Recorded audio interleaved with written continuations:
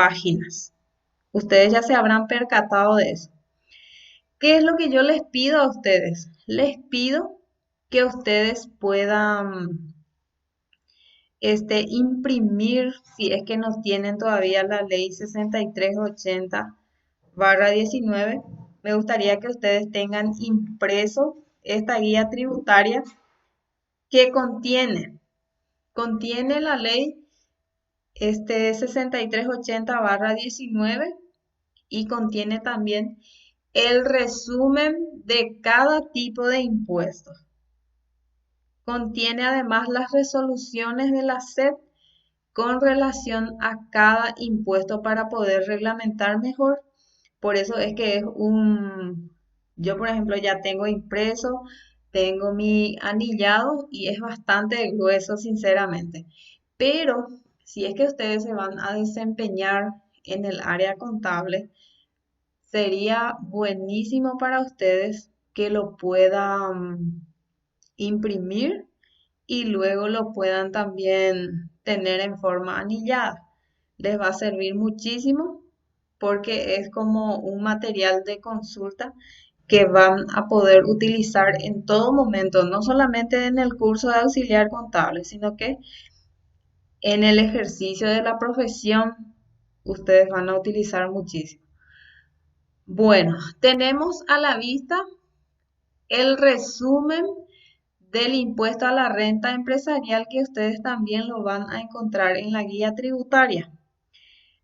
Pero esto sería en la página 140 de esa guía tributaria que ustedes van a poder encontrar. Pero en la parte inicial de la ley, perdón, de la guía tributaria, ya tenemos la ley 6380/19. Y la ley 6380/19 inicia con, con la reglamentación o con las normativas que se refieren al impuesto a la renta empresarial. De hecho, voy a retroceder mi archivo para que yo les pueda mostrar a ustedes si es que todavía no pudieron abrir.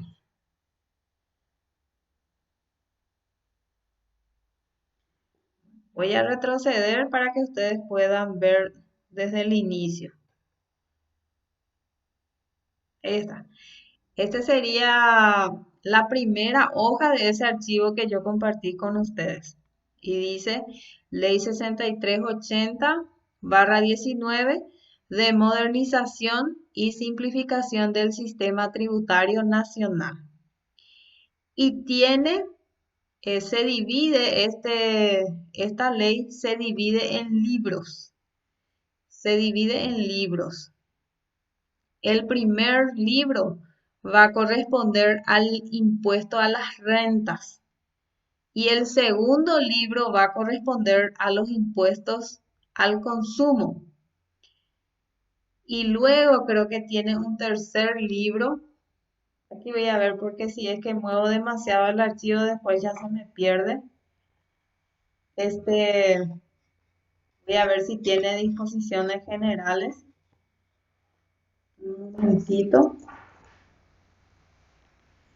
La ley en sí no es muy extensa, pero el archivo se vuelve extenso porque tiene los resúmenes y tiene también las resoluciones de la SED con relación a cada impuesto. Libro 2 corresponde a impuestos al consumo y después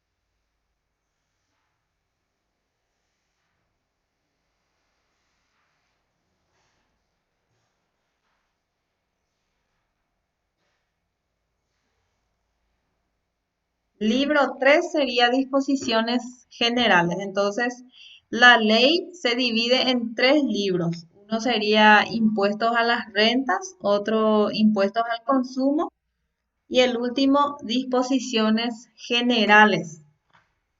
Entonces, para que ustedes puedan tener en cuenta.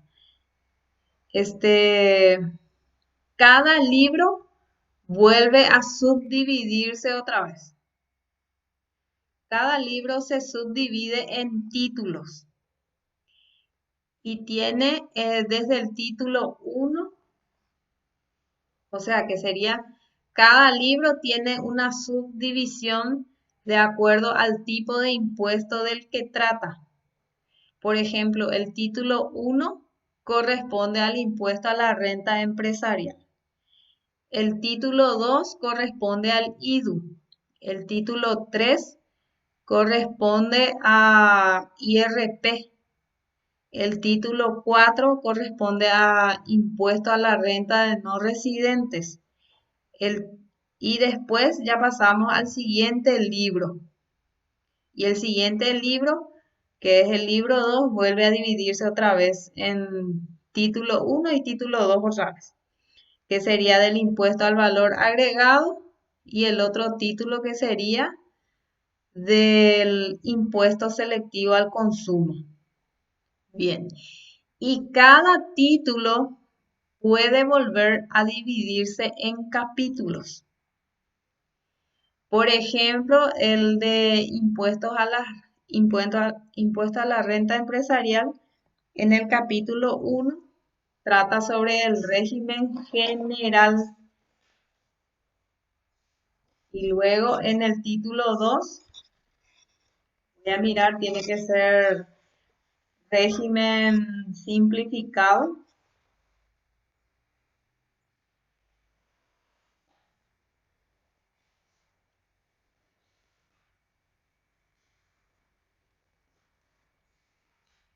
De hecho, ese ya puedo mover porque ya está más cerca. Título 1, impuesto a la renta empresarial, régimen general.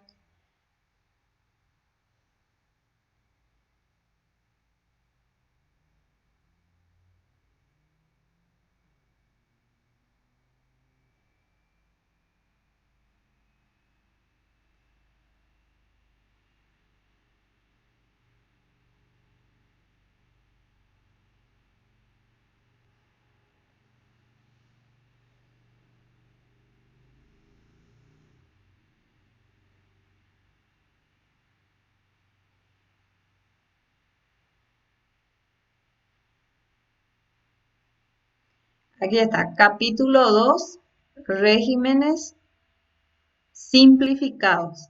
Y primero va a estar el IRE simple y después va a estar el IRE re simple. Entonces de esa forma se va dividiendo en apartados. Se va dividiendo sería como una organización que sigue esta ley. Bien, y ya que estamos en esta parte de la ley, ¿verdad? Igual en el resumen es lo mismo, pero vamos a ir viendo las partes esenciales de lo que corresponde al IRE. ¿Qué significa IRE? Impuesto a la renta empresarial, ¿verdad? Ustedes ya vieron todo eso y seguramente ya escucharon hablar sobre el IRE. Ayer una de las compañeras me preguntaba si el IRE es lo mismo que el IVA. No son lo mismo. El IRE es un impuesto a la renta y el IVA es un impuesto al consumo. Son dos impuestos distintos. Bueno, en el artículo primero, desde el artículo primero, inicia nuestra ley estableciendo las normativas del IRE. Créase un impuesto a la renta empresarial que gravará todas las rentas, los beneficios o las ganancias de fuente paraguaya que provengan de todo tipo de actividades económicas, primarias, secundarias y terciarias, incluidas las agropecuarias, comerciales, industriales o de servicios, excluidas aquellas rentas gravadas por el IRP. O sea que todo lo que sea actividad empresarial que combina capital y que combina trabajo va a estar grabado por el IRE, en este caso en forma general, ¿verdad? Pero después vamos a ver que el IRE se vuelve a clasificar en categorías.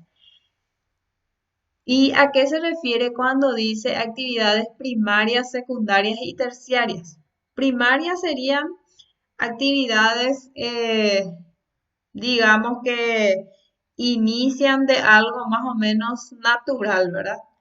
Una actividad agropecuaria, por ejemplo, es una actividad primaria. ¿Y qué sería secundario? Sería como ir transformando una materia prima en otra, ¿verdad? Y terciaria sería ya tratándose de una comercialización a nivel nacional y puede ser también a nivel internacional. Y esas actividades pueden ser actividades agropecuarias, comerciales, industriales o de servicios. ¿Y por qué dice excluidas aquellas gravadas por el IRP? Porque no se puede aplicar doble impuesto a la renta a una misma actividad económica. Supongamos que una persona tribute por el IRP a causa de un alquiler que está haciendo, un arrendamiento se le llama. Alquiler de un local comercial y que esté cobrando por ese alquiler 5 millones de guaraníes mensuales, por decir, ¿verdad? Entonces, solamente realiza esa actividad económica. En ese caso, la persona tiene la opción de poder ser contribuyente del IRP o del IRE. Pero hay que mirar también si a más de esa actividad de alquiler, la persona no está realizando una actividad económica de carácter personal. Puede ser que la persona sea, por ejemplo, un abogado, ¿verdad? Un abogado. Y entonces va a estar realizando también actividades de servicios. Pero esos servicios van a ser servicios profesionales, servicios personales profesionales. En ese caso, esa actividad está alcanzada por el IRP, impuesto a la renta personal. En ese caso, a la persona ya le conviene inscribirse directamente como contribuyente del IRP, porque el IRP también grava el arrendamiento. En ese caso, ese alquiler ya no va a estar grabado por el IRE, sino que va a estar grabado por el IRP. Y por eso nos dice de que si una actividad ya está grabada por el IRP, entonces en ese caso ya no va a estar grabado por el IRE, porque si no va a tener doble imposición por el mismo régimen de rentas. La persona puede tener tres impuestos, tres, cuatro obligaciones tributarias, pero por lo menos tiene que ser uno de consumo y otro tiene que ser de renta, ¿sí? Porque no se puede, por ejemplo, tener eh, por una misma actividad, tener dos tipos de impuestos a la renta, por ejemplo. O lo que trato de decirles es que hay un impuesto a la renta para cada tipo de actividad económica que uno realiza. Y uno de ellos va a afectar a tu actividad. Uno de esos cuatro. Luego nos dice, constituirá igualmente hecho generador del impuesto las rentas generadas por los bienes, derechos, obligaciones, así como los actos de disposición de estos y todo incremento patrimonial del contribuyente. Y eso vamos a entender más adelante, o bien ustedes ya entendieron viendo ese video donde detallaba totalmente cuáles son las actividades que están afectadas por el IRE. ¿Quiénes van a ser los contribuyentes del IRE? Eso está en el artículo 2 y tenemos varios casos de contribuyentes del IRE, las empresas unipersonales y las sucesiones indivisas de los propietarios de estas empresas. O sea que supongamos que una empresa sea, el propietario sea contribuyente del IRE. Y vamos a ir a un ejemplo que nosotros vamos a entender. Por ejemplo, la empresa Premium Electric, que es de Juana Candia Vareiro, ¿verdad? Puede ser que en algún momento la dueña fallezca y esa empresa se le queda a los hijos o al marido de Juana, ¿verdad? Vamos a suponer que sean sus hijos. Sus hijos ahora son los nuevos dueños, pero todavía no se dividieron por la empresa, entonces a eso se le llama sucesiones indivisas. Igual sigue siendo contribuyente del IRE. Las sociedades simples, sociedades anónimas, sociedades de responsabilidad limitada, sociedades en comandita por acciones, sociedades en comandita simple y las sociedades de capital e industria.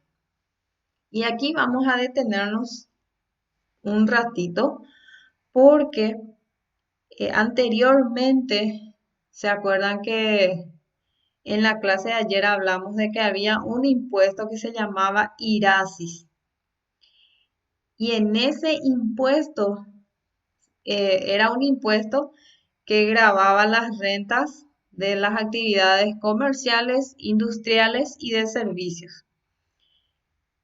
Y en ese impuesto no estaba previsto que las sociedades simples sean contribuyentes de impuesto a la renta,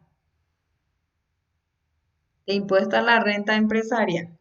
Pero ¿qué pasó con la aprobación de la ley 6380? Se le incluyó como contribuyentes a las sociedades simples. ¿Y de qué se tratan las sociedades simples? Se trata de unión de profesionales que prestan servicios. Puede ser un estudio contable, un estudio jurídico, una empresa consultora, también puede ser. Son como una unión de profesionales que se unen para prestar sus servicios, ¿verdad? Y es una sociedad porque tiene varios dueños. Entonces, anteriormente eso estaba gravado por el impuesto a la renta personal. Hoy por hoy, sociedades simples ya no es contribuyente del impuesto a la renta personal, contribuyente del IRE, ya va a ser a partir del año 2020 en realidad, desde que entró en vigencia la ley. Los consorcios constituidos para la realización de una obra pública también son contribuyentes del IRE. Asociaciones, corporaciones, fundaciones, cooperativas y mutuales. Todas son contribuyentes del IRE. Y por lo general, asociaciones, puede ser también fundaciones o corporaciones, dependiendo de la cantidad de ingresos anuales que tienen, pueden ser del IRE simple o del IRE general, pero nunca no van a poder ser contribuyentes del IRE re simple. ¿Por qué? Porque para ser contribuyentes del IRE re simple necesariamente tiene que ser una sola persona, tiene que ser unipersonal, ¿sí? Si se trata de una sociedad, igual no importa la cantidad de ingresos que tenga, igual tiene que ser por lo menos del IRE simple. Estructuras jurídicas transparentes en las formas y condiciones establecidas en el presente capítulo. Y en esta guía tributaria ustedes van a encontrar también la definición de estructuras jurídicas transparentes, que son como organizaciones que se encargan de administrar un patrimonio, administrar, invertir un patrimonio y después vuelven a darle esos beneficios a los verdaderos dueños de ese patrimonio. Por eso se llama estructuras jurídicas transparentes. En la tarea 15 ustedes van a buscar, pero en internet van a buscar 3 ejemplos de entidades fiduciarias que son estructuras jurídicas transparentes y van a poner los nombres de esas instituciones. Por lo general son instituciones bancarias. Las empresas públicas, entes autárquicos, entidades descentralizadas y sociedades de economía mixta. También son contribuyentes del IRE, empresas públicas. ¿Cuáles son empresas públicas? A ver, ¿quién me da el ejemplo de empresas públicas y sociedades? Muy bien, es una empresa pública. Espectacular, es muy buen ejemplo. Otra empresa pública que ustedes conozcan.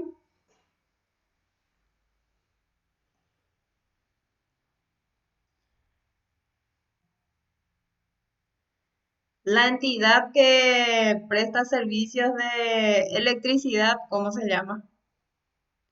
La empresa pública. Ande, muy bien.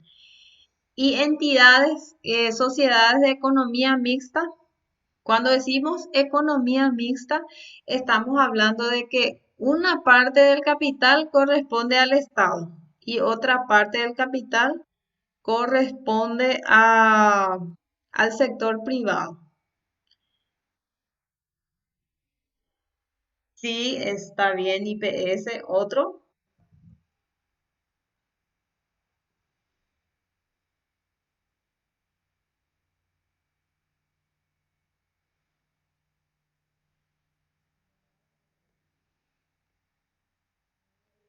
la entidad que presta servicios de telecomunicaciones, Copaco, muy bien. Es de economía mixta también. Muy bien, entonces esas empresas públicas y esas sociedades de economía mixta también son contribuyentes del IRE, ¿sí?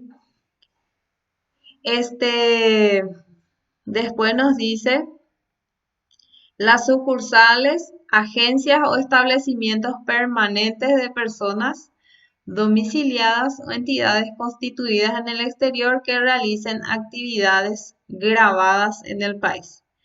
O sea que son empresas que a lo mejor son transnacionales que establecen sus sucursales aquí en Paraguay y están realizando esas actividades que están grabadas por el IRE. ¿Cuáles eran las actividades? Primarias, secundarias, terciarias, agropecuarias, comerciales, industriales o de servicios, ¿verdad? Bueno,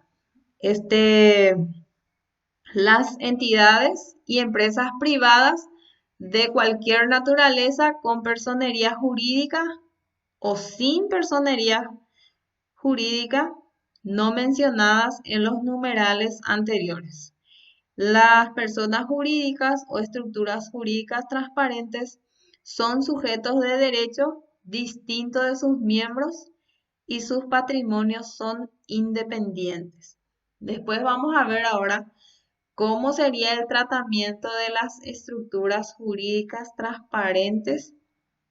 En el caso del IRE son contribuyentes, pero hay otro impuesto que se llama IDU. y cómo va a ser el tratamiento de las estructuras jurídicas transparentes en el caso del IDU. Y eso ustedes ya pueden ir investigando porque ya tienen totalmente en este archivo, totalmente el tratamiento de todos los impuestos. En el artículo tercero encontramos empresa unipersonal. ¿Por qué hablamos de empresa unipersonal? Porque muchas veces se quiere confundir IRE con IRP. ¿Por qué? Porque el dueño del emprendimiento es una sola persona y tal vez se quiera confundir una actividad que está afectada por el IRP y la actividad que está afectada por el IRE. Entonces, para tener en cuenta, cuando se trata de empresa unipersonal, está afectada por el IRE.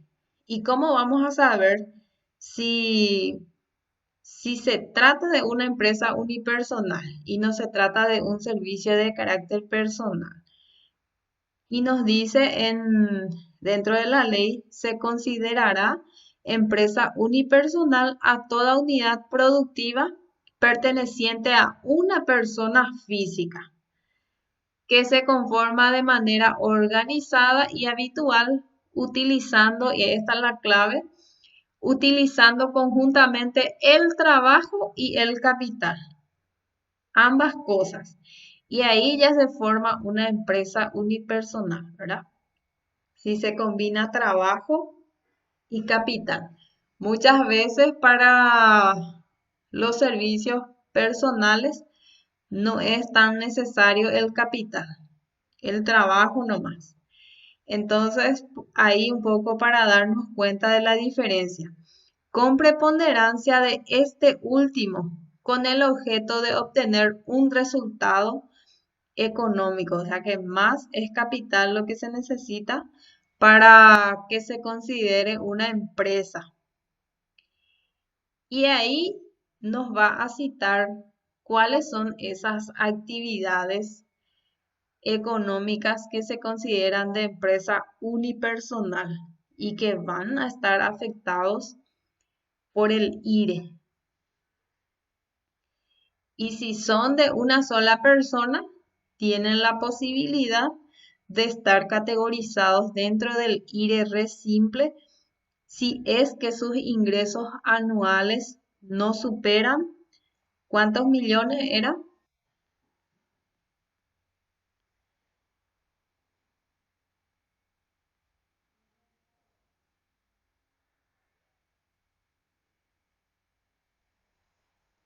A ver, ¿quién me recuerda? ¿Y me podés repetir, Heriberto? Del IRR simple.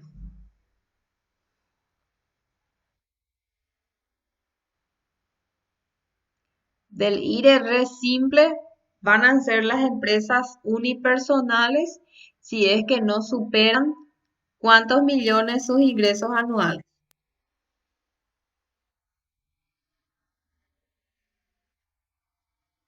Excelente, esa cantidad.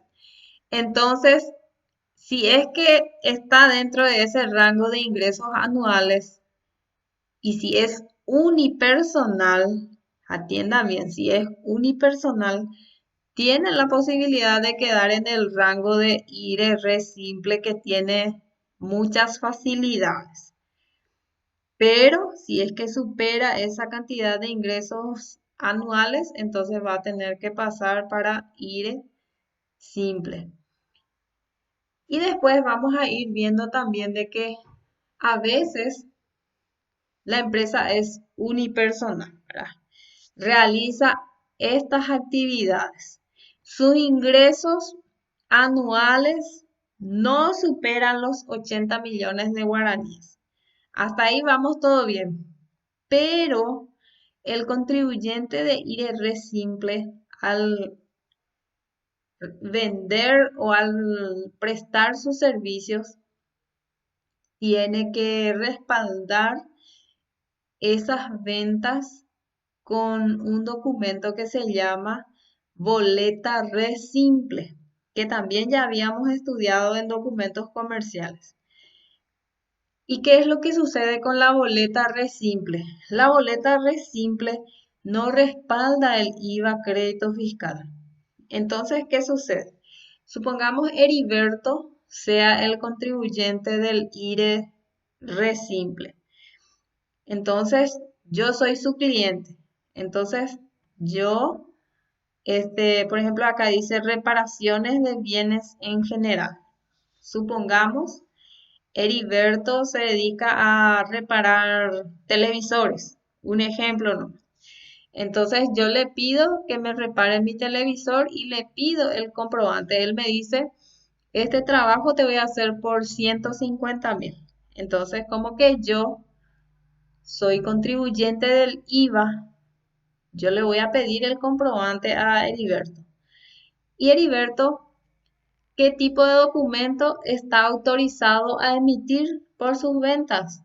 Está autorizado a emitir boleta re simple, se llama. Heriberto no está autorizado a emitir factura.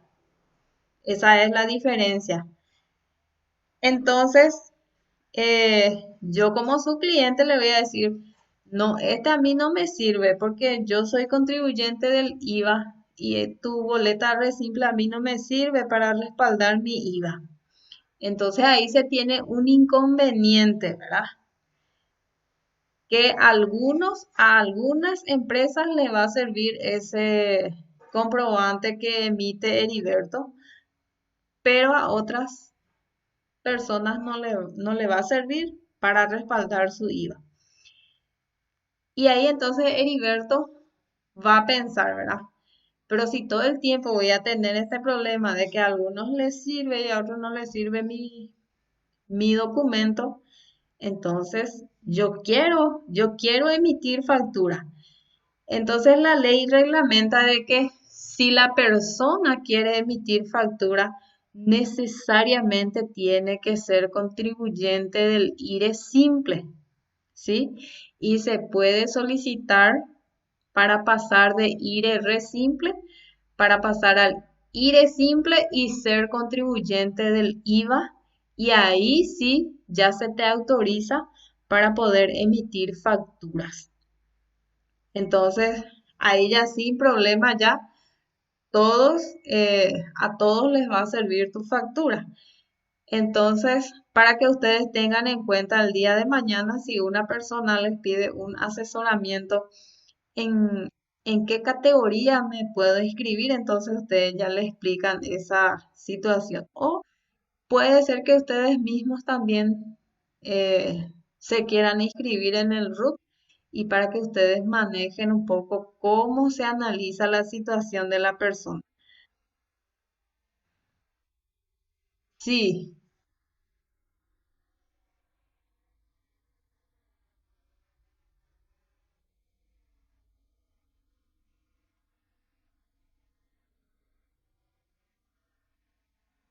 así mismo es. Así mismo, no sé quién fue la que me preguntó. Sandra. Sí, así mismo es Sandra. Sin importar, Heriberto a lo mejor en un año está recaudando 20 millones de guaraníes anuales. Imagínense, 20 millones de guaraníes anuales. Pero como que a él todo el tiempo se le pide factura y algunos le están rechazando su boleta re simple, entonces ahí él solicita un cambio en su perfil de contribuyente y solicita que en vez de ser contribuyente del IRE re simple, sea contribuyente del IRE simple y sea también contribuyente del IVA. Y al ser contribuyente del IVA, uno ya tiene vía libre para poder emitir factura. Así mismo es Sandra. Bueno, tuve ese caso recientemente de una persona. La persona te va a decirlo directamente. Necesito inscribirme al RUT porque necesito emitir factura, te dice luego la persona. ¿Entienden? Entonces, si ya te está diciendo directamente de que necesita factura, entonces, y le preguntas, ¿y a qué te vas a dedicar, verdad? Y esta persona, por ejemplo, me dice, voy a hacer trabajos de herrería, voy a hacer rejas, portones, techos de chapa, todo lo que sea cuestión de herrería. Entonces, y preguntándole a lo mejor su cantidad de ingresos anuales que me pueda decir, igual no importa si es que alcanza o no alcanza 80 millones o supera 80 millones. Al final, él lo que ya directamente me dice es que él necesita emitir factura. Entonces, yo ya tengo que saber de que al solicitarle el RUT, voy a solicitar eh, que se le dé de alta una obligación que va a ser del IRE simple y del IVA, porque es la única manera en que la persona puede emitir factura, o si no, no le van a permitir. Va a poder emitir otro documento que se llama boleta re simple.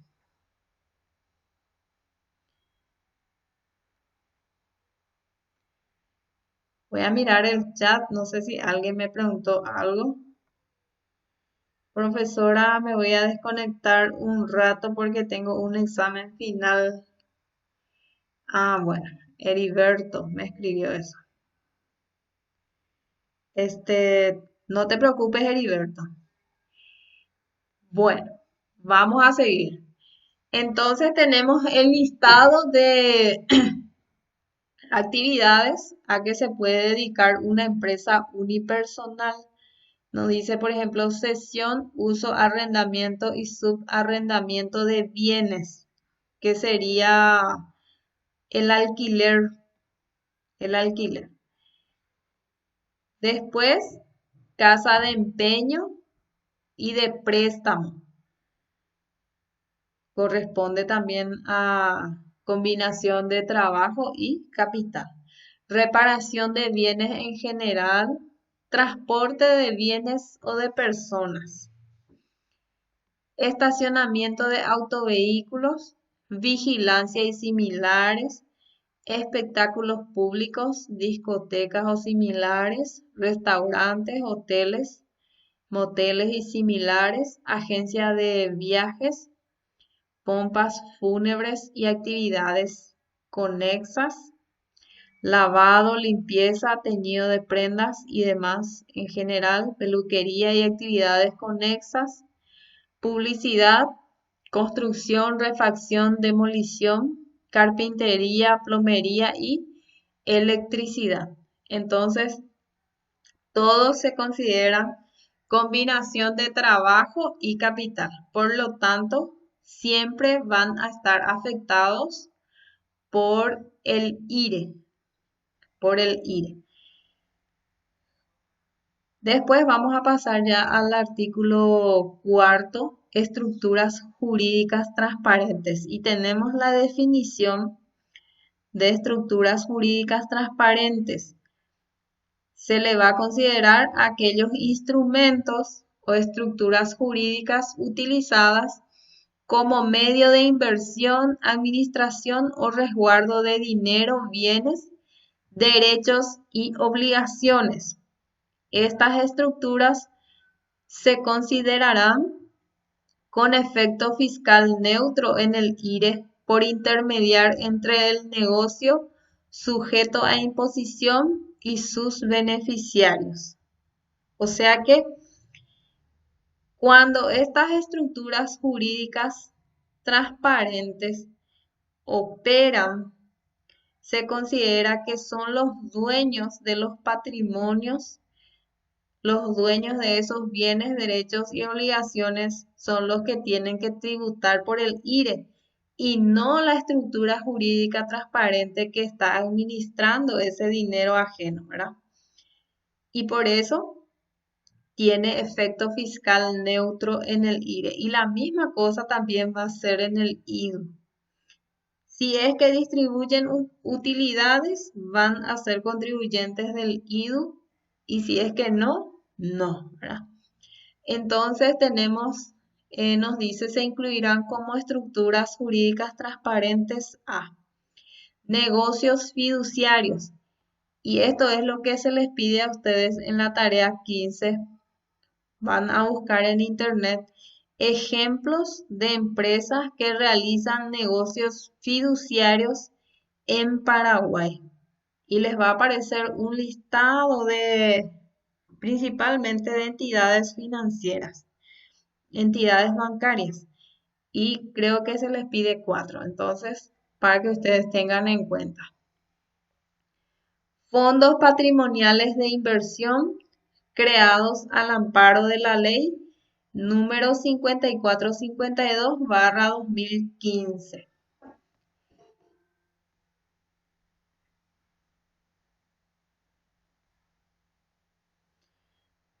Después tenemos uniones temporales originadas en contratos de riesgos compartidos, excluidos los consorcios constituidos para la realización de una obra pública establecidos en el numeral 3, artículo 2, en la parte de contribuyentes del IRE. Ya están estos consorcios que se unen para la realización de una obra pública si son contribuyentes del IRE. Con independencia del tipo o clase de estructura jurídica transparente, los ingresos, costos y gastos que ésta reconozca no serán sujetos a imposición en ella y serán considerados en la determinación del impuesto a la renta que corresponde a quién, a cada beneficiario.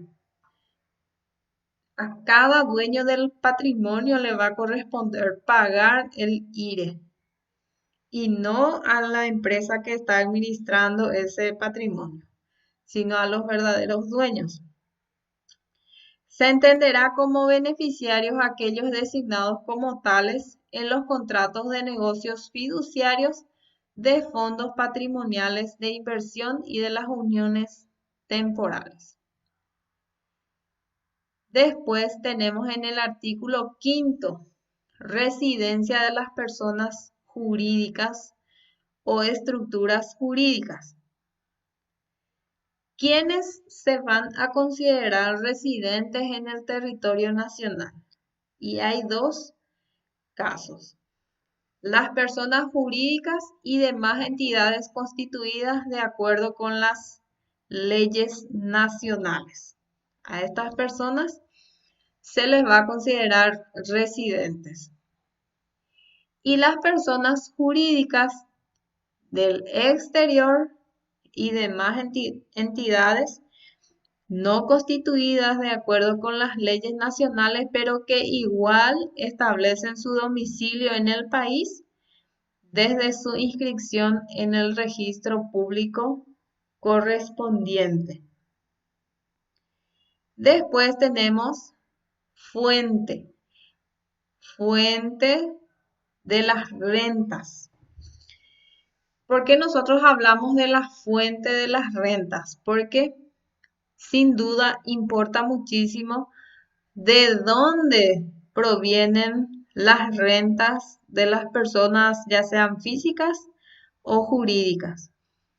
Y las fuentes de rentas tienen que ser de fuente paraguaya, las que provienen de actividades desarrolladas en la República, de bienes situados o de derechos utilizados económicamente en la misma. Dentro del territorio nacional tiene que ser la actividad económica que está llevando la persona.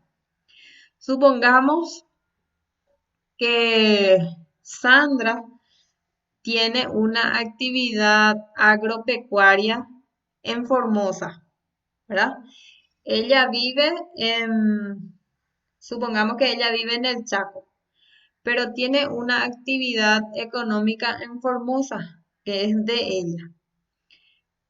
Entonces, si nosotros analizamos la fuente de esa renta que está teniendo Sandra, ¿de dónde proviene?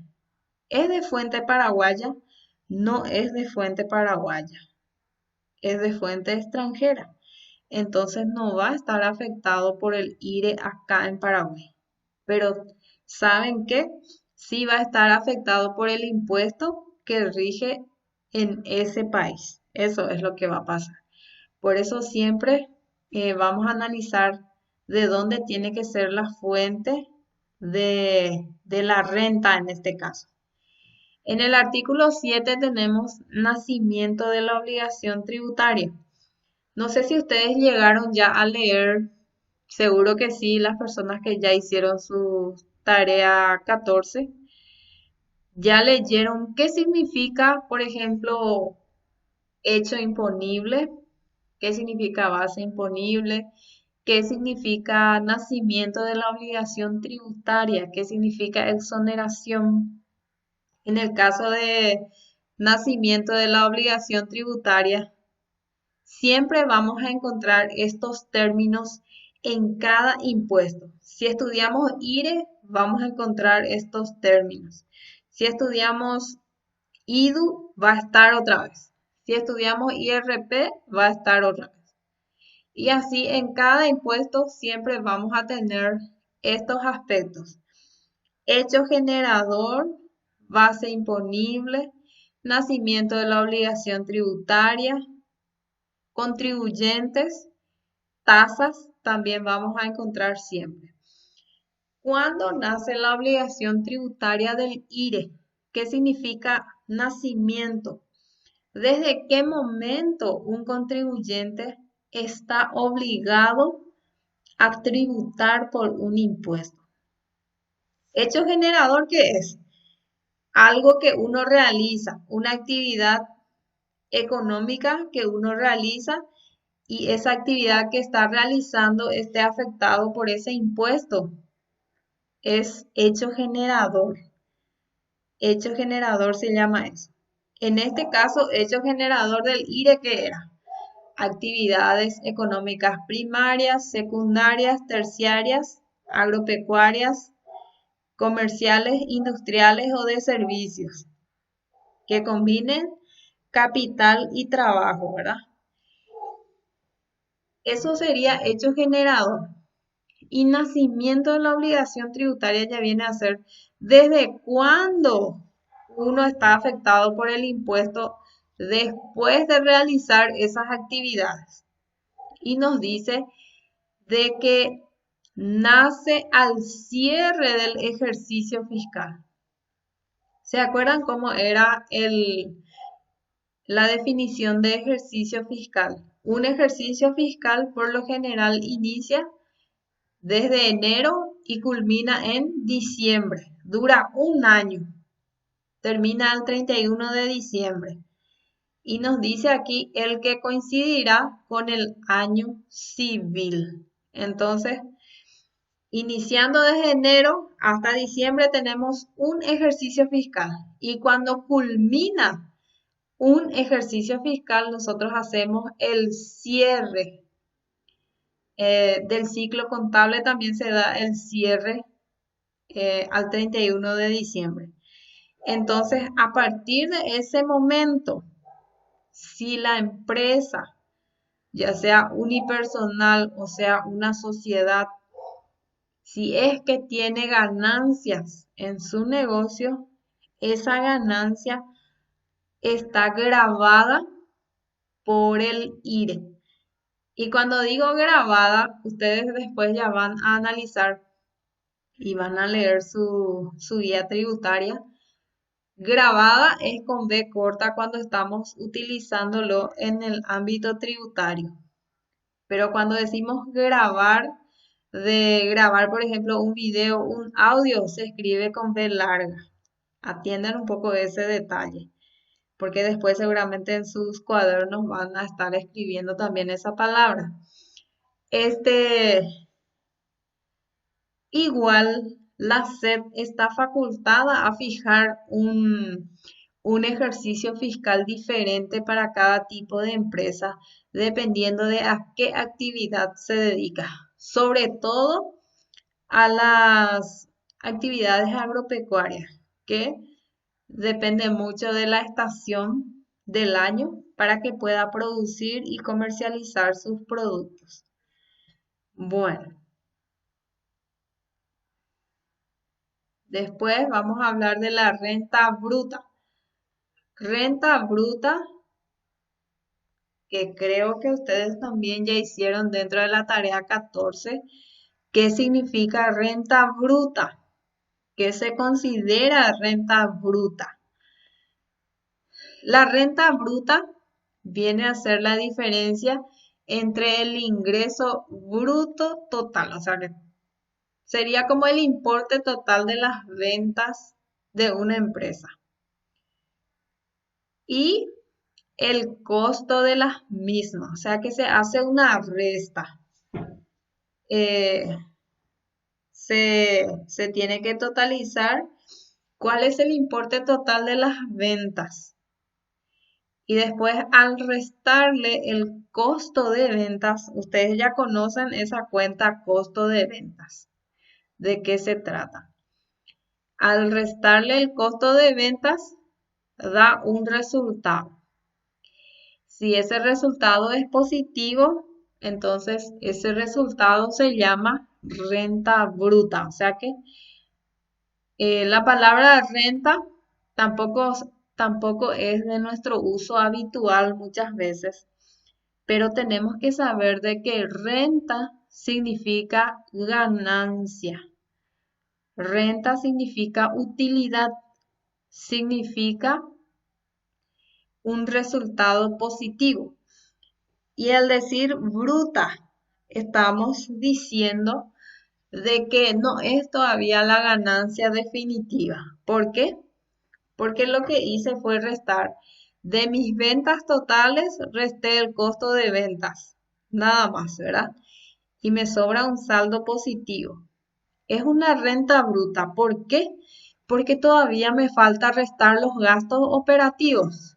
Por ejemplo, me falta restarle los sueldos del personal, aguinaldos, este pago por la luz, pago por el agua, aporte patronal, gastos de limpieza, muchos gastos que se pueden tener dentro de la empresa. Entonces, de la renta bruta se tienen que volver a restar los gastos. Y ahí se obtiene otro resultado que va a llevar otro nombre. Ya no se va a llamar renta bruta. Y es lo que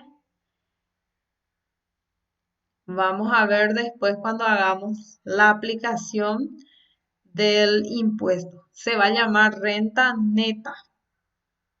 Primero la primera resta, ventas menos costo de ventas, da como resultado renta bruta. Y de la renta bruta se restan los gastos operativos. Y al restarle todos los gastos operativos, vamos a obtener otro resultado que es la renta neta. Ay, adelanté mucho ya, creo.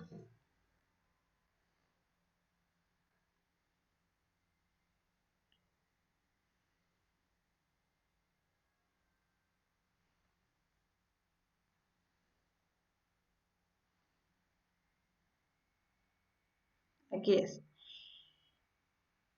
Aquí también tenemos valuación de valores mobiliarios y bienes intangibles. Y antes de este tenemos valuación de inventario, que nosotros ya habíamos dado también recientemente ese contenido, sistema de valoración de existencias. Se refiere a eso. ¿Qué nos dice este tema de evaluación de inventario? En resumen, lo que nos dice es que las existencias, que también se le puede llamar inventario, se reconocerán al valor de costo de producción o al costo de adquisición.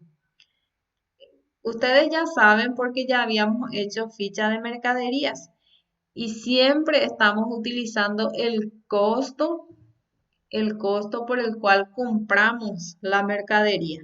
No utilizamos precio de venta, sino que el precio de compra.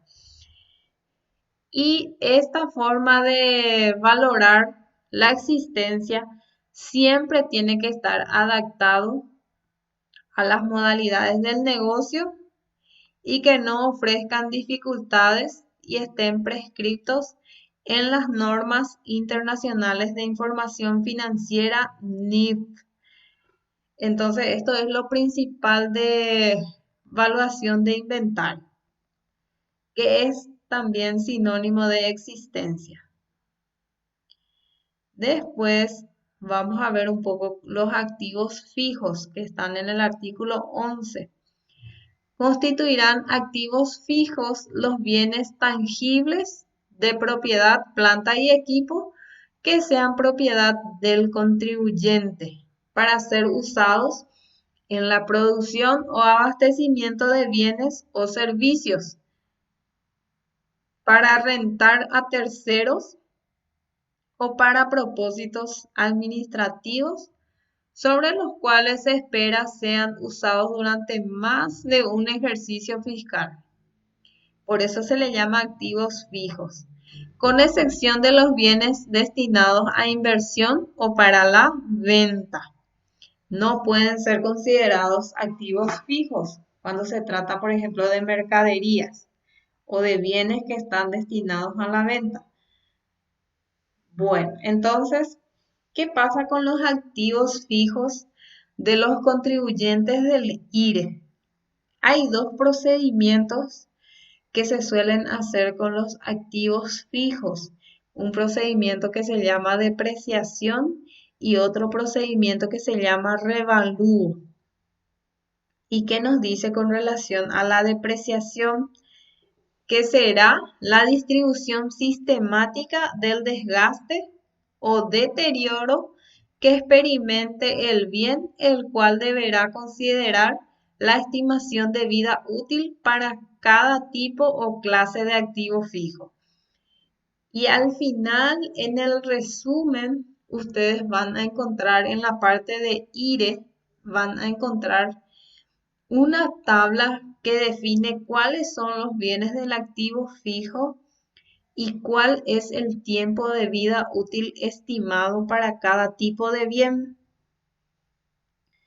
Y de acuerdo a ese tiempo de vida útil estimado para los bienes del activo fijo, por ejemplo, para muebles y equipos, equipos de informática, maquinarias, son bienes que no están destinados a la venta, están destinados para uso del negocio y que cuando la persona es contribuyente del IRE, sobre todo cuando es contribuyente o del IRE simple o del IRE general, se tiene que depreciar porque los bienes sufren deterioro, desgaste, agotamiento y obsolescencia, también se le llama, cuando pasan de moda nuestros bienes del activo fijo. Bien, después les recomiendo muchísimo que vean esa tabla de años de vida útil estimado. Y con la depreciación lo que va a suceder con los bienes del activo fijo es que van a perder su valor monetario. Y hay otro procedimiento que es el procedimiento de revalúo. ¿A qué se refiere? Al revés, se refiere a revalorizar el bien del activo fijo. Primero se revalúan los bienes y posterior se deprecia. ¿Y de acuerdo a qué se revalúan los bienes del activo fijo? Dentro de la ley establece de que el Poder Ejecutivo puede establecer el revalúo obligatorio de los bienes del activo fijo cuando la variación de índices de precios al consumo determinado por el Banco Central del Paraguay alcance al menos 20% en un año. Entonces, se tiene que esperar un decreto del Poder Ejecutivo hoy por hoy para hacer el revalúo de bienes del activo fijo. En el año 2020, al cierre del ejercicio fiscal, no se realizó el revalúo de bienes del activo fijo porque no se alcanzó este 20% que 20% de variación de índice de precios del consumo. Entonces, cuando alcance este porcentaje, el Poder Ejecutivo ya puede decretar que se pueden revaluar los bienes del activo fijo. Y se hace por medio primero de un decreto y luego la SEP tiene que emitir también una resolución que se llama resolución de actualización.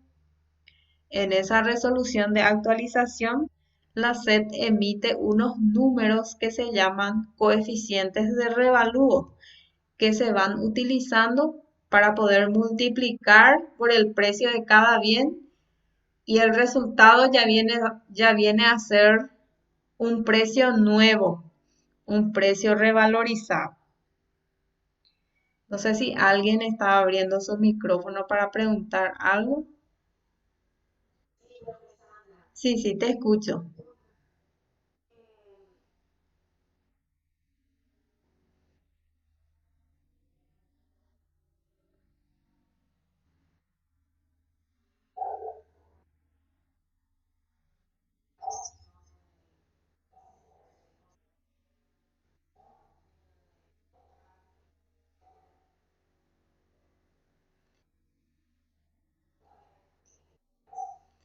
Bueno, muy buena tu pregunta, Sandra.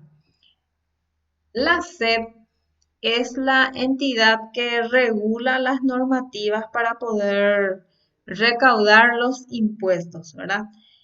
Y la SEP es la principal encargada de emitir las resoluciones de actualización donde emiten los coeficientes de revalúo para que los bienes del activo fijo puedan revalorizarse. Y eso tiene una incidencia fiscal.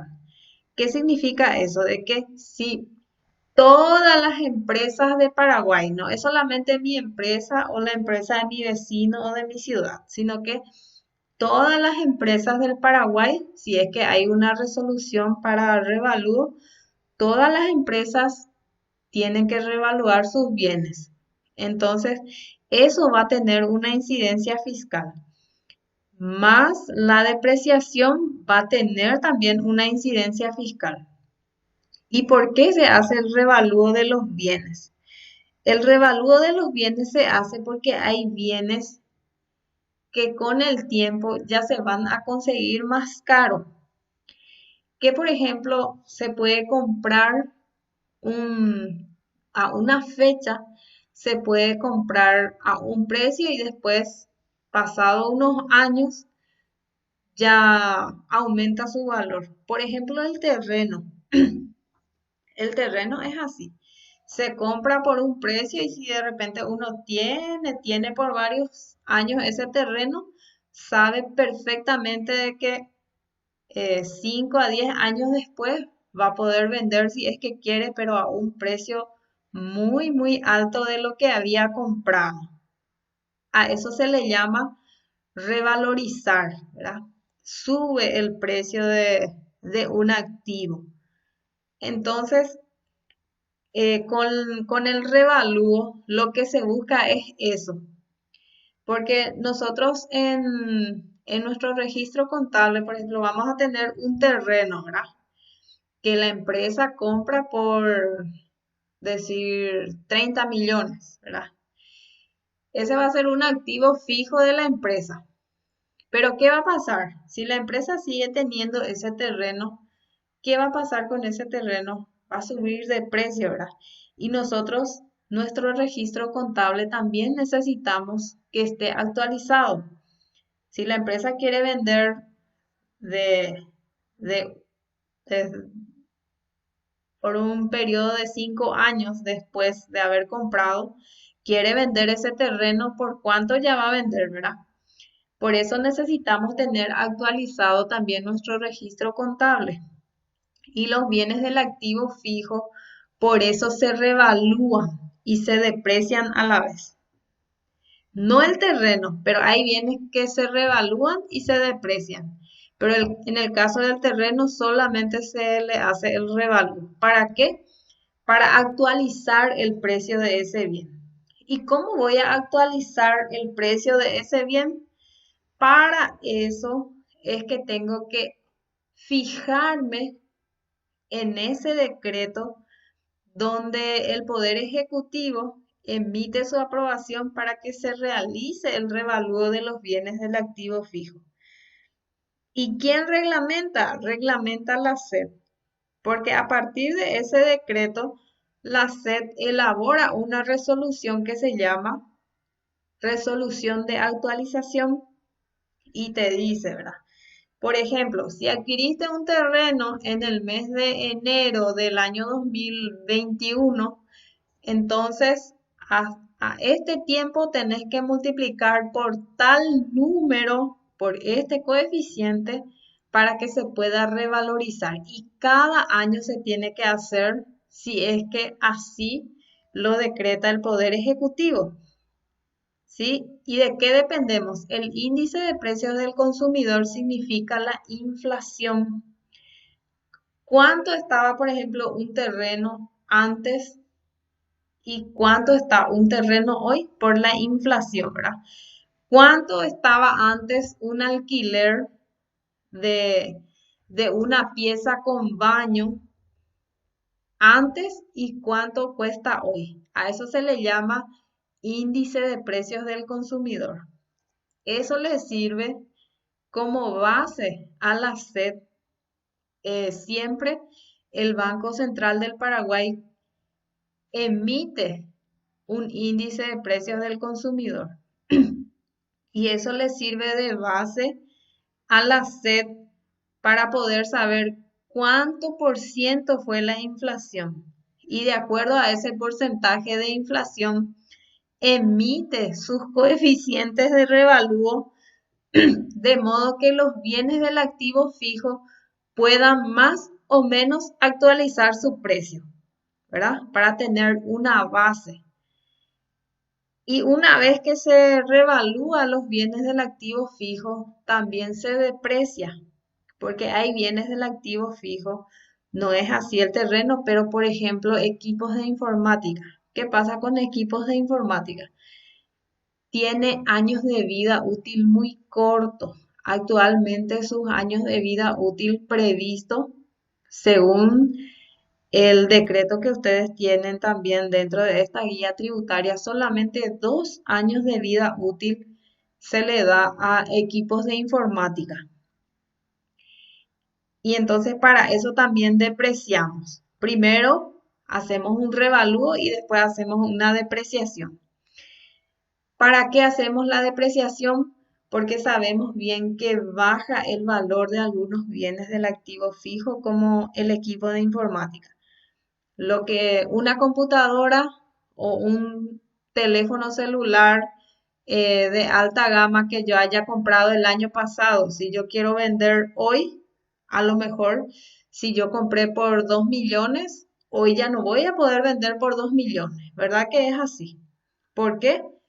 Por el tiempo de uso de ese celular, por, por el desgaste, porque ya está ajado y porque a lo mejor ya apareció otro que es mucho más lindo que ese y entonces a mí ya no se me va a querer pagar más lo mismo que yo pagué aquella oportunidad.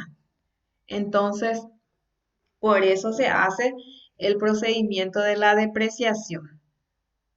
Para poder actualizar los precios se hace y porque sabemos perfectamente de que eso después va a tener una incidencia fiscal. Porque depreciación se considera un gasto operativo y revalúo se considera un, un componente del patrimonio neto. Si nosotros depreciamos todos los bienes del activo fijo que se puedan depreciar, vamos a tener un monto total de importe por depreciaciones. Supongamos que después de un ejercicio fiscal nosotros hagamos revalúo y depreciación. Y encontramos que el total de la depreciación que hemos tenido en el ejercicio fiscal fue de 10 millones o 20 millones, vamos a poner. 20 millones. Eso sí o sí va a tener una incidencia fiscal. ¿Por qué? Porque ese 20 millones yo voy a incluir en mi estado de resultados como un gasto operativo. ¿Y qué va a hacer con mi renta bruta? Con mi ganancia bruta, ¿qué va a pasar? Le voy a restar ese 20 millones. ¿Y qué va a pasar con mi utilidad neta? Mi utilidad neta va a ser menor. Y ahí está la incidencia fiscal, porque sobre la utilidad neta debo hallar el porcentaje del impuesto que tengo que pagar. Entonces, por un lado, ese procedimiento le puede beneficiar al contribuyente, pero ¿qué puede pasar con la SED? No le beneficia tanto. ¿Por qué? Porque los contribuyentes van a pagar menos impuestos, ¿sí? Esa es la incidencia fiscal. Pero después nosotros vamos a tener ambos contenidos en forma aparte, revalúo y depreciación, y a lo mejor ahí para ustedes ya va a ser todo un repaso nomás ya. Pero esto fue aprovechando que Sandra me preguntó nada más. Bien, entonces vamos adelantando los artículos. Tenemos después renta neta. Renta neta, ¿qué significa? Renta neta se determinará deduciendo de la renta bruta. Aquí está la palabra clave. De la renta bruta se tienen que restar los gastos, ¿sí? Y para poder restar esos gastos, esto ustedes tienen en forma de cita en la tarea 15, cómo tienen que ser los gastos para que puedan ser deducibles.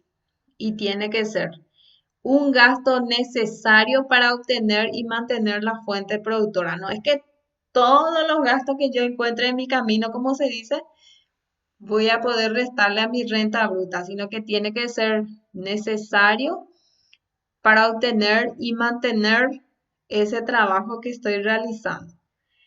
Tiene que ser un gasto real, no un gasto ficticio. Tiene que estar, tiene que existir eso, ¿verdad? Otro, estén debidamente documentados, porque si mis gastos no tienen documentos, tampoco está permitido restar, ¿sí? Yo no puedo poner que yo gasté 50 millones en sueldos y jornales, por ejemplo, y yo no tengo ningún documento que demuestre que yo pagué ese sueldo y jornales. A lo mejor yo estoy poniendo nomás ese gasto.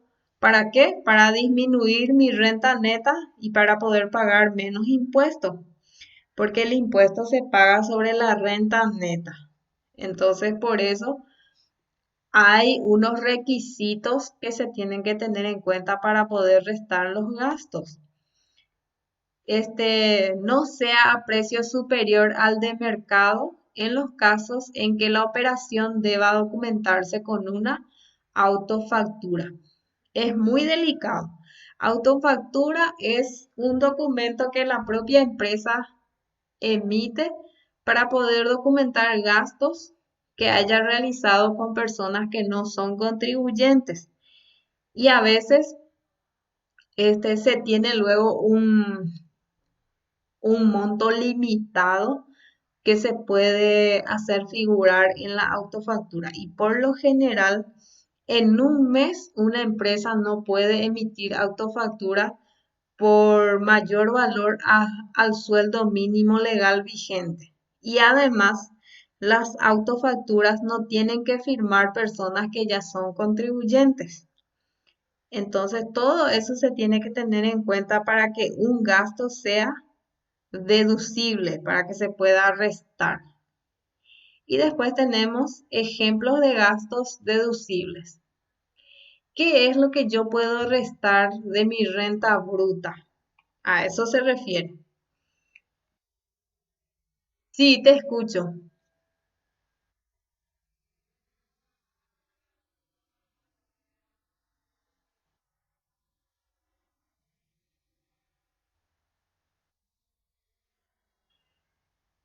Depende a qué se dedica la persona física.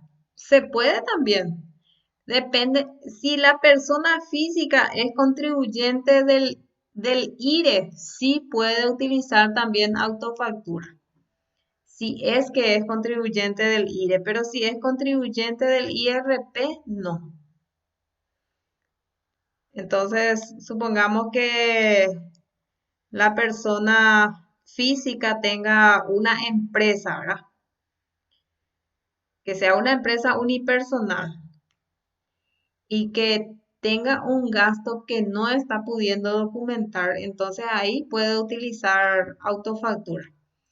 Pero además, si es contribuyente del IRR simple, no puede utilizar autofactura. Más bien es para las personas físicas que sean contribuyentes del IRE simple y del IRE general.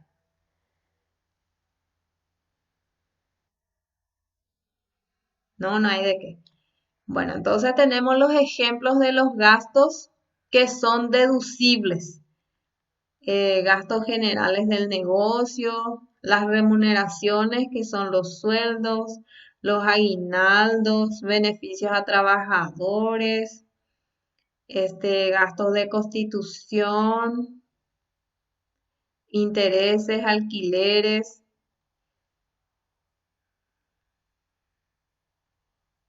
depreciaciones. Aquí está, depreciaciones está permitido restar, por eso es que les daba ese ejemplo. Este, gastos y erogaciones del exterior, por supuesto, si es que cumplen todos los requisitos que tiene que tener un gasto, ¿verdad? Donaciones al Estado, a las municipalidades. Y esto me comentaba una persona que trabaja en el área también.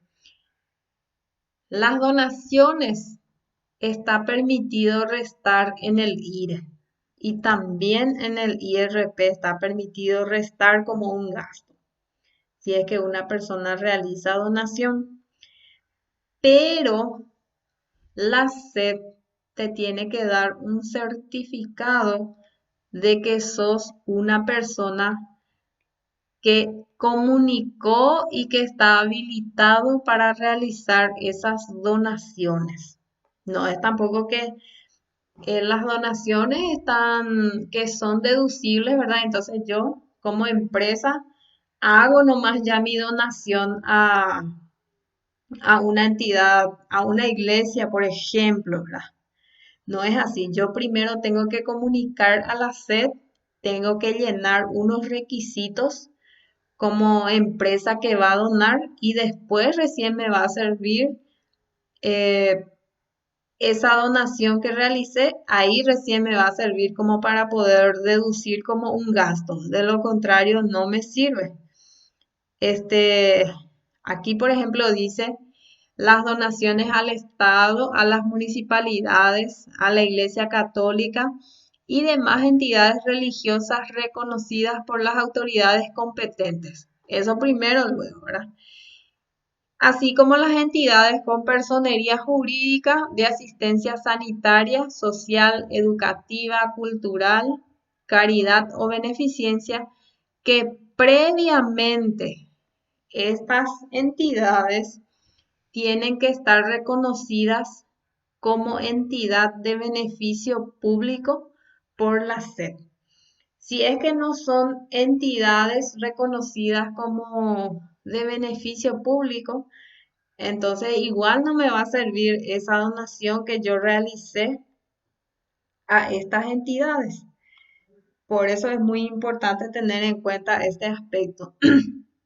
Los gastos y contribuciones realizados a favor del personal en relación de dependencia contratados con terceros. Se refiere también a los sueldos. Bien, entonces, todos esos son gastos deducibles. Y después tenemos también costos y gastos que no son deducibles. No se pueden restar de la renta bruta. Eso significa que está prohibido restar. El impuesto IRE está prohibido restar. Sanciones por infracciones aplicadas por cualquier organismo público competente está prohibido también restar. Las multas del fisco, por ejemplo, está prohibido restar. Utilidades del ejercicio que se destinen a aumento de capital está prohibido restar también. Gastos personales del dueño está prohibido también restar. El IVA, costos y gastos relacionados a la obtención de rentas no gravadas o exoneradas del impuesto. Costos y gastos que no cumplen con lo establecido en el artículo 14, que es en donde encontramos cuáles son los requisitos que tiene que cumplir los gastos para poder ser deducibles, que tiene que estar documentado, tiene que ser a precio de mercado, tienen que ser gastos reales, esos 4 requisitos. Después tenemos pérdidas fiscales. Algo muy importante que ustedes tienen que saber es que el impuesto IRE grava la renta. Por eso se llama impuesto a la renta empresarial. ¿Qué significa renta? Significa ganancia, utilidad, beneficio, resultado positivo, significa renta. Entonces, si una empresa tiene una pérdida en un ejercicio fiscal, ¿qué les parece a ustedes? ¿Va a pagar o no va a pagar impuestos? Si demuestra que tuvo una pérdida,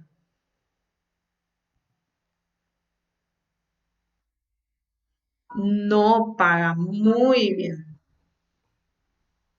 ¿Alguien me quiso decir algo más?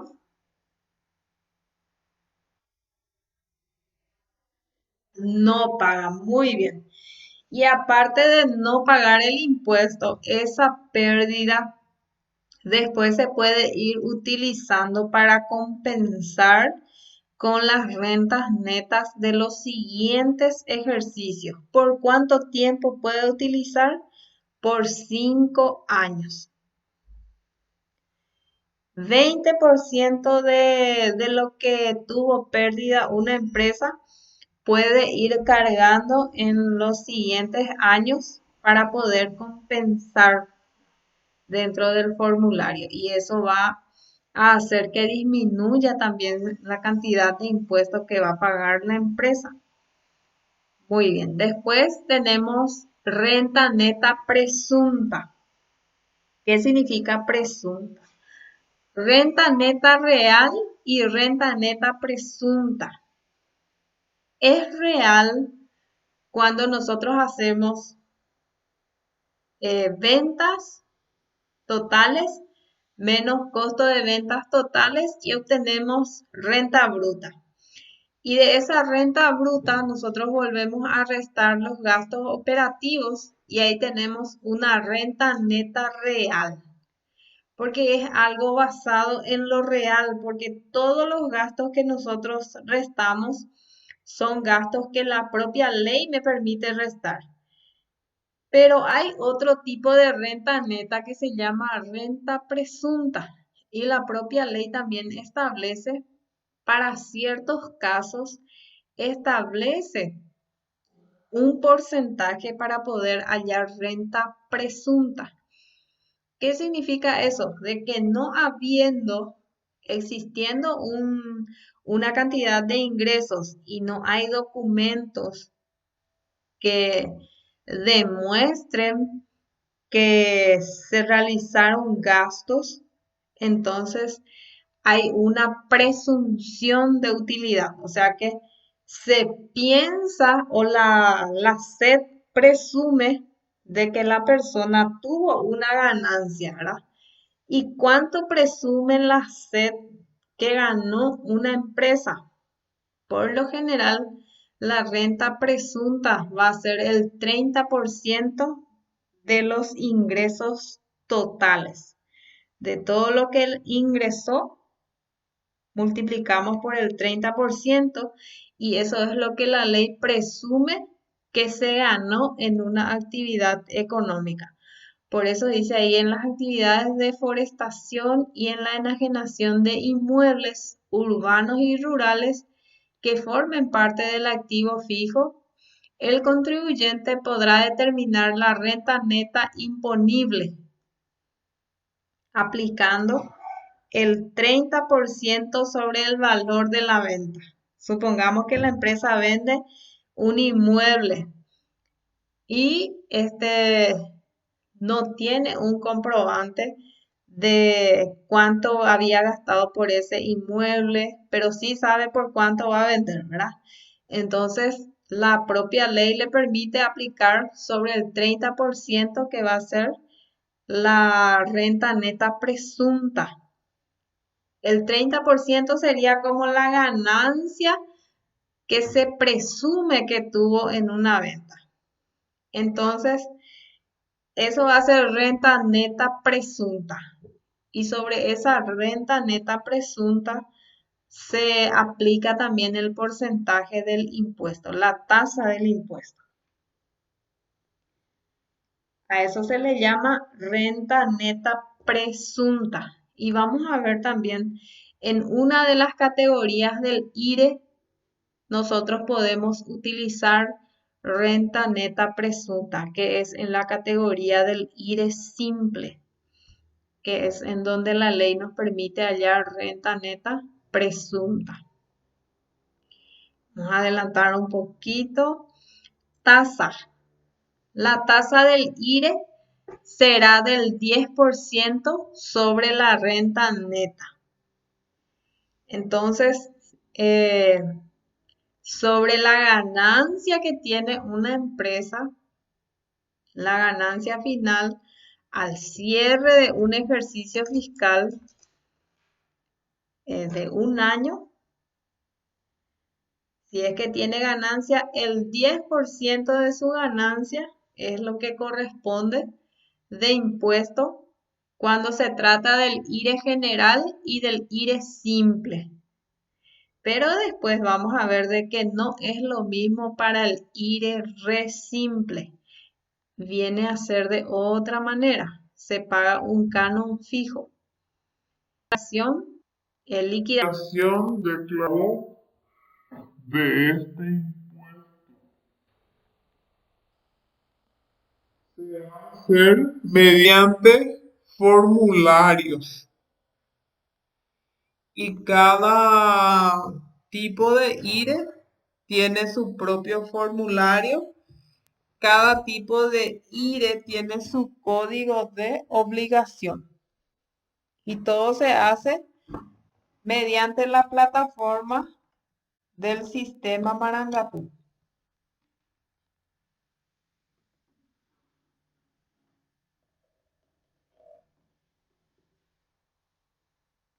Eh, También para el IRE simple y para el IRE general se prevén anticipos de impuestos, o sea que dependiendo de cuánto es el impuesto que va a pagar la empresa y si es mucho, si no estoy equivocada, si es más de 10 millones que va a pagar en un año, entonces en el formulario también ya hace un cálculo automático de los anticipos que debe ingresar la empresa para el siguiente año, o sea que tiene que anticipar su impuesto. Y por último, tenemos las exoneraciones. ¿Qué significa exonerar? Ustedes estudiaron también este término en terminologías tributarias. Exonerar significa hacer un hecho generador del impuesto, realizar un hecho generador del impuesto. Pero a la vez, yo realizo ese hecho generador del impuesto, pero uno de los artículos de la ley me salva de que igual haciendo ese hecho generador, igual yo esté exonerada del pago del impuesto. A eso se le llama exoneración. O sea que realizo el hecho generador, pero no nace la obligación tributaria. ¿En qué casos? Y tienen los casos en que está exonerado del IRE intereses y utilidades provenientes de los títulos de la deuda pública emitido por el Estado a través del Ministerio de Hacienda y las municipalidades. Los servicios de enseñanza inicial, todo lo que sea servicios de enseñanza prestados por instituciones reconocidas por el MEC, dividendos y utilidades que estén grabadas por el IDU, que es otro impuesto a la renta. Excedentes de las entidades cooperativas están también exonerados del IRE. Las operaciones de flete internacional, intereses percibidos por el Banco Central del Paraguay, intereses, rendimientos, valoración y utilidades provenientes del mayor valor obtenidos por la negociación de títulos y valores a través de las bolsas de valores reguladas por la Comisión Nacional de Valores. Y van a encontrar muchísimas exoneraciones del IRE. Entonces, esas son exoneraciones del IRE. Después ya vamos a encontrar el capítulo 2 que se refiere al IRE régimen simple. ¿A quiénes afecta cuando es régimen simple? Y tenemos, en esta última parte dice, cuando sus ingresos devengados en el ejercicio fiscal anterior no superen el importe de 2.000 millones de guaraníes. Ahí entonces corresponde a la categoría de IRE simple. Y también los casos que les estuve comentando del por qué muchas veces la persona, por más de que no, no supere los 80 millones de guaraníes, igual se tiene que inscribir en el IRE simple. Principalmente porque necesita utilizar factura, ¿verdad?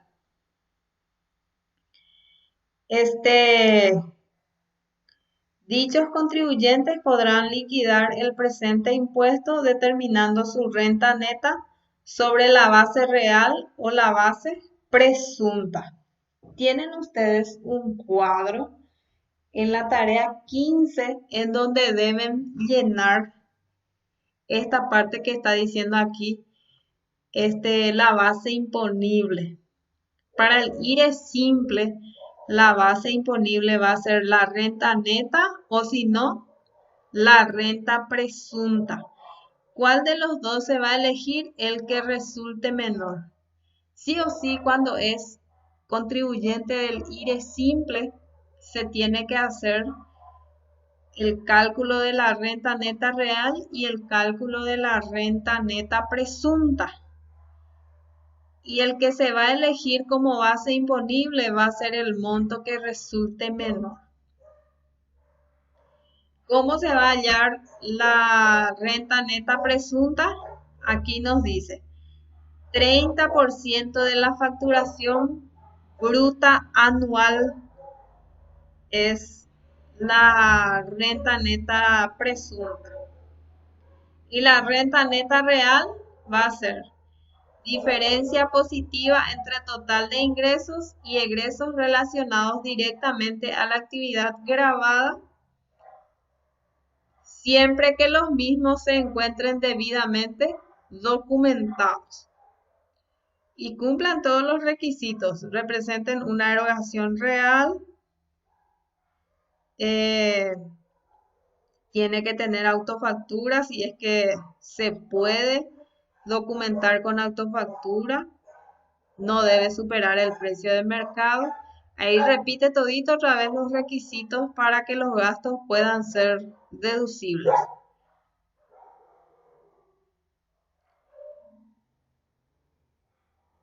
Las empresas unipersonales que liquiden el impuesto por este régimen no serán contribuyentes del IDU, también establece. Ese es IRE simple. Y para los del IRE re simple, ¿cómo queda? Dice, podrán optar por el presente régimen cuando sus ingresos brutos devengados en el ejercicio fiscal anterior sean iguales o inferiores a guaraníes 80 millones de guaraníes, ¿verdad? Este, los contribuyentes de este régimen pagarán una suma mensual. Este ya no va a tener tasa, así como el IRE general y el IRE simple tienen tasa del 10%. Para los contribuyentes del IRE re simple hay un canon fijo mensual de acuerdo a una escala de ingresos que tienen los contribuyentes del IRE re simple. ¿Y cómo va a ser esa escala? Es de esta manera. Si el contribuyente del IRE re simple tiene ingresos anuales de hasta 20 millones de guaraníes, va a pagar mensualmente su impuesto, va a pagar 20.000 guaraníes. Pero también aclarando de que el pago del impuesto del IRE se puede hacer en forma trimestral, o sea que haciendo un poco 20.000 por 3, va a pagar 60.000 cada 3 meses, ¿verdad?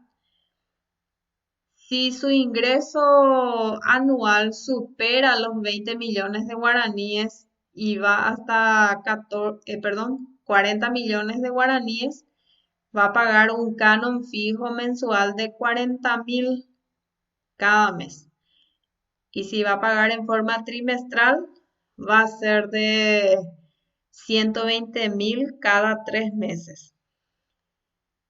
Si supera los 40 millones hasta 60 millones, va a tener un canon fijo mensual de 60.000 guaraníes. Y si va a pagar cada 3 meses, entonces va a pagar 180.000 en forma trimestral. Si supera los 60 millones de guaraníes y va hasta 80 millones, que es el rango límite para contribuyente de IRE re simple, ahí va a pagar un canon fijo mensual de 80.000 guaraníes. Y si va a pagar en forma trimestral, va a pagar 240.000 cada 3 meses. Entonces, si es cada 3 meses, en un año va a pagar de impuestos 960.000. Sería su impuesto de un año. Todos estos montos son, como dice acá, en forma mensual y ustedes multiplican por 12 para saber cuánto se va a pagar en total en un año. ¿Entienden? Entonces, el régimen re simple es diferente al IRE general y al IRE simple. Bien, entonces, sí, te escucho.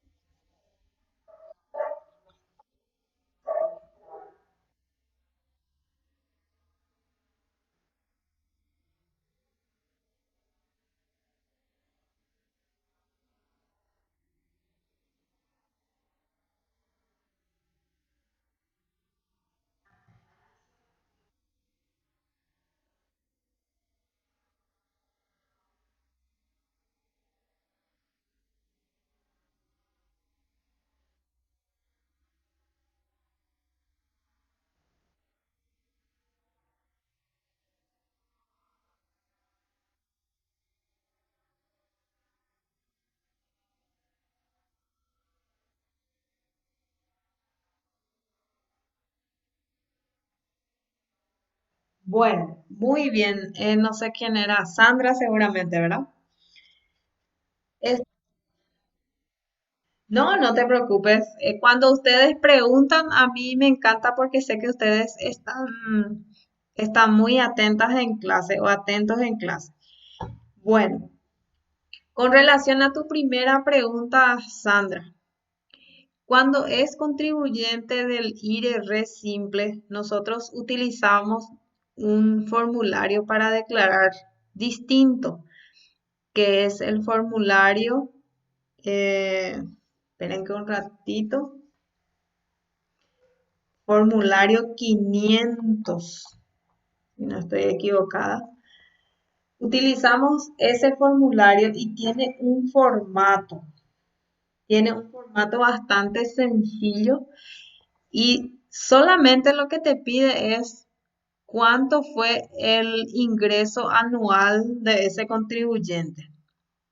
Entonces uno escribe cuánto fue su ingreso anual, ¿verdad?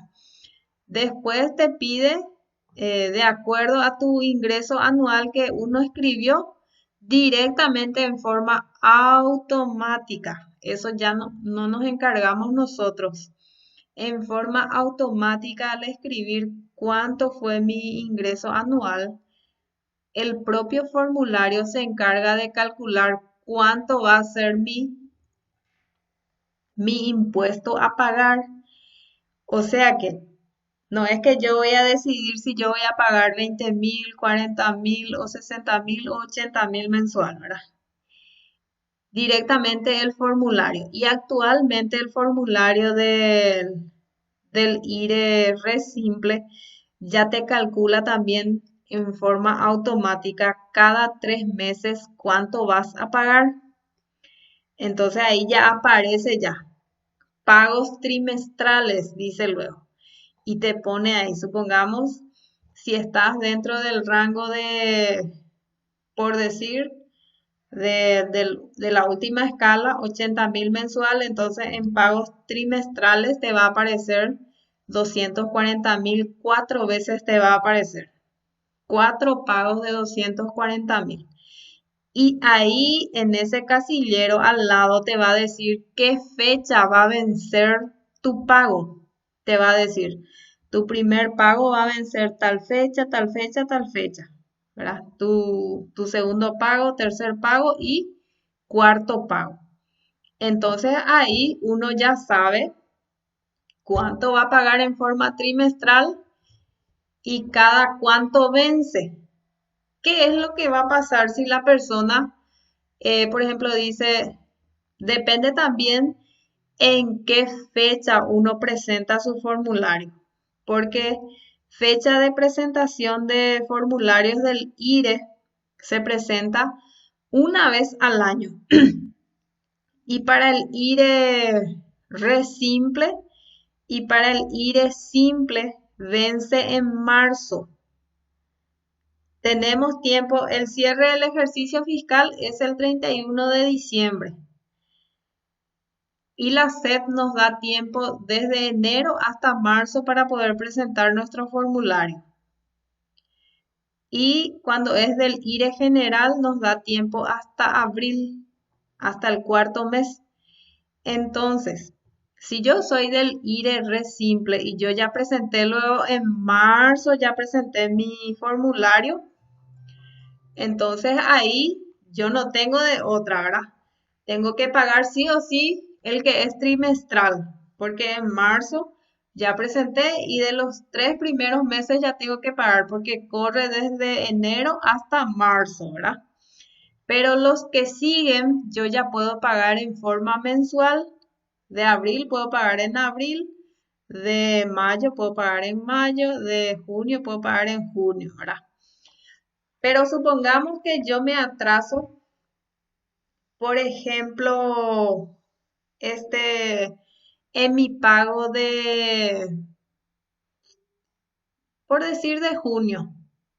Ya pasó todo mi fecha que yo tenía que pagar y no pagué.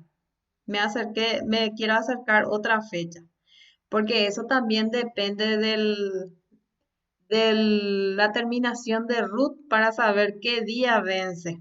De eso depende. El mes ya sabemos que es en forma mensual, pero el día de vencimiento siempre va a depender de la terminación de RUT. Entonces yo me acerco ya posterior a la fecha de vencimiento y ahí tengo que pagar ya interés, interés y mora. Tengo que pagar por los días en que estoy atrasada. Entonces no es solamente que 80.000 mensual lo que voy a pagar, sino que tengo que pagar también por los días que yo me atrasé. Entonces, esa sería la forma de saber. No es que tengo que pedirle una autorización tampoco a la SED para pagar en forma mensual o trimestral, sino que en el formulario ya luego me calcula todo eso. Y se me pasó tu otra pregunta, Sandra, si me podés repetir.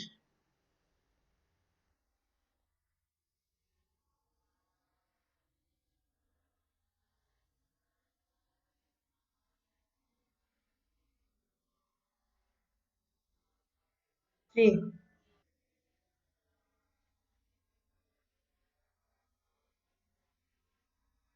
Ah, ya. Bueno, para el IRE general y para el IRE simple, también cada uno tiene su propio formulario. Y definitivamente cuando se trata del IRE simple y del IRE general, ya uno tiene que pagar la totalidad del impuesto. No es que la SED te va a dar la posibilidad de pagar en forma trimestral, sino que de una se tiene que pagar completito el impuesto que te salga, ¿verdad? Supongamos, soy contribuyente del IRE simple y tengo, si me disculpan un ratito,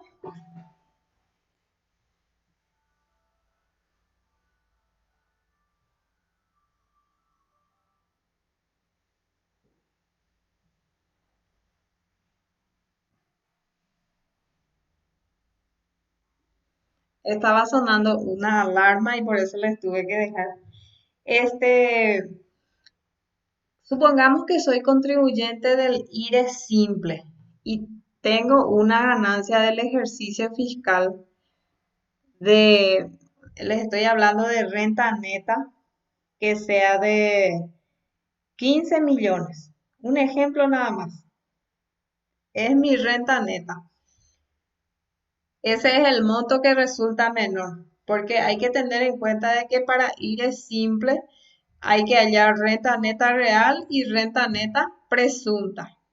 Y se utiliza el monto que resulte menor. Entonces, el monto menor es 15 millones. Entonces, 10% es la tasa del impuesto. Yo multiplico entonces directamente 15 millones por 10%. Y eso me da 1.500.000 que yo tengo que pagar de impuesto. Pero en los formularios del IRE simple y del IRE general no me va a decir que yo puedo pagar cada 3 meses y que va a vencer eso tal fecha, tal fecha. No, directamente me dice cuánto es mi impuesto a pagar y para pagar tengo que pagar todito de una sola vez. No es que tengo la posibilidad de pagar en forma trimestral como el IRR simple. Pero hay una posibilidad. Cuando se trata del IRE simple, este se tiene plazo para poder presentar el formulario hasta marzo y depende de la terminación de RUT para saber hasta qué día de marzo tengo tiempo para pagar sin multa. Supongamos mi terminación de RUT es cero. Cero es mi terminación de RUT. Entonces, eso ustedes ya tienen en terminologías tributarias. Tienen ese tema de calendario perpetuo. Entonces, si mi terminación de RUT es cero, entonces el 7 de marzo es el último día que yo tengo para poder pagar sin multa. y tengo la opción entonces de presentar mi formulario de IRE simple. Puedo presentar en enero y el impuesto a pagar que me sale ahí, yo tengo la libertad. Por ejemplo, el impuesto a pagar es 1,500,000. Tengo la libertad de pagar en enero, puedo pagar 500,000.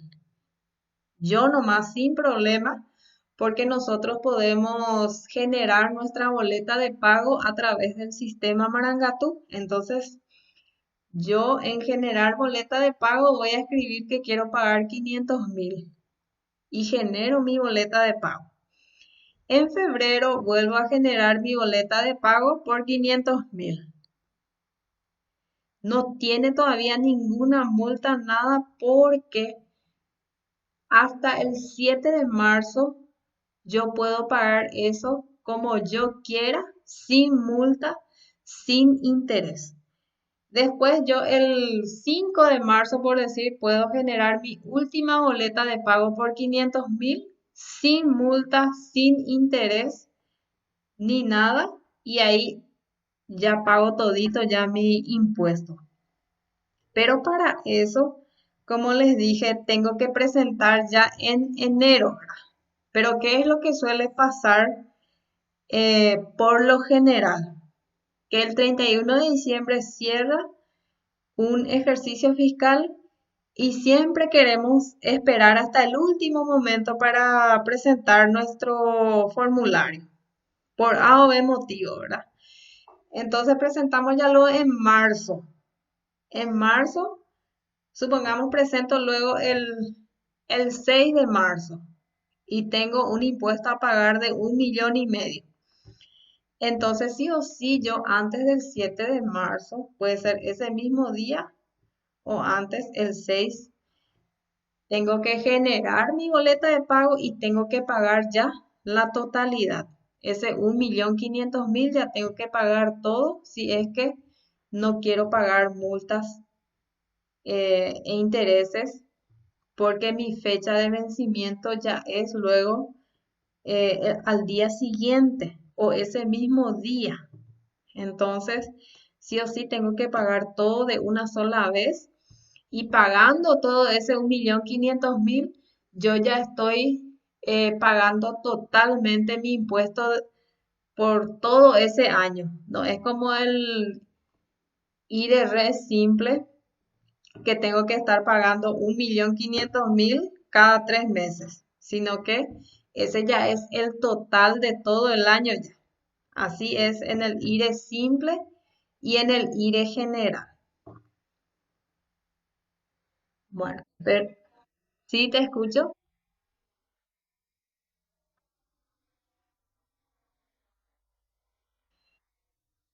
Sí, vamos a hacer también el llenado y vamos a hacer juntos. Yo les voy a estar mostrando cómo se hace en el sistema Marangatu y ustedes lo van a estar haciendo en forma manual, de modo para fijar los aprendizajes nada más.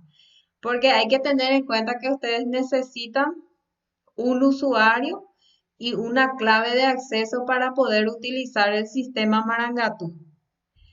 Entonces, ya que es, sí te escucho.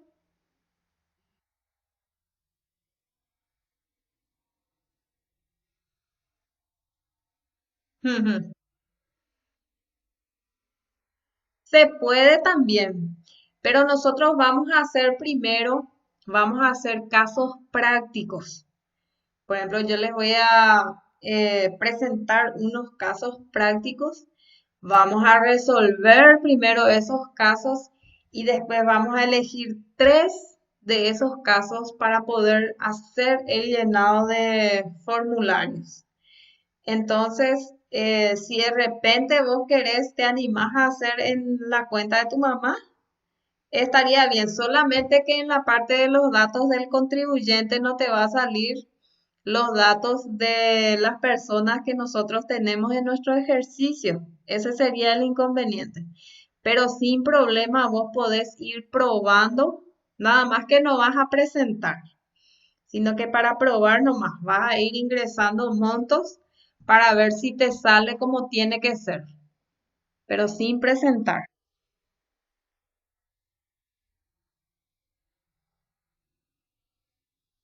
Sí, exactamente, exactamente.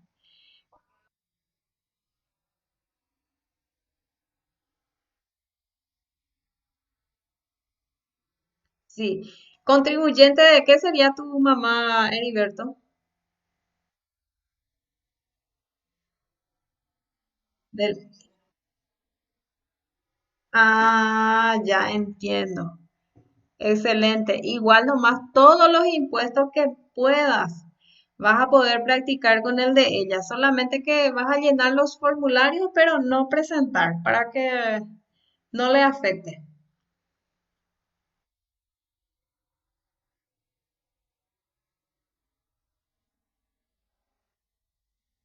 Sí, también vamos a llenar uno, el impuesto a la renta personal tiene dos formularios, uno que es para servicios de carácter personal y otro que es para rentas y ganancias de capital y los dos vamos a llenar también.